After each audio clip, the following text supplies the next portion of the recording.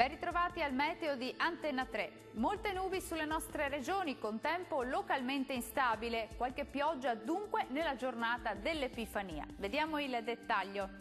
Sul Veneto il cielo sarà molto nuvoloso e in prevalenza coperto sulla nostra regione, dove non si esclude anche qualche debole piovasco, specie sul nord veneziano. In genere asciutto invece altrove. Diamo uno sguardo all'andamento delle temperature. Le massime saranno comprese tra 8 e 11 gradi, valori minimi oscillanti tra 4 e 9 gradi circa.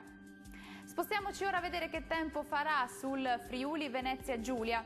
Sarà spiccatamente instabile con cielo grigio e coperto e con precipitazioni sparse, possibili un po' ovunque, ma meno probabili sul Pordenonese. Le temperature massime saranno comprese tra 9 e 13 gradi, minime tra 7 e 11 gradi circa. Spostiamoci ora a vedere la situazione meteorologica del Trentino Alto Adige. Molte nubi sui settori meridionali della nostra regione, anche con qualche debole pioggia associata. Meglio altrove, sia pure con qualche precipitazione nevosa. Le temperature massime saranno comprese tra 3 e 8 gradi, valori minimi tra 1 e 6 gradi circa. Il mare sarà generalmente mosso, i venti deboli sudorientali sulle zone costiere e moderati invece al largo. Dal meteo di Antenna 3 è tutto, arrivederci!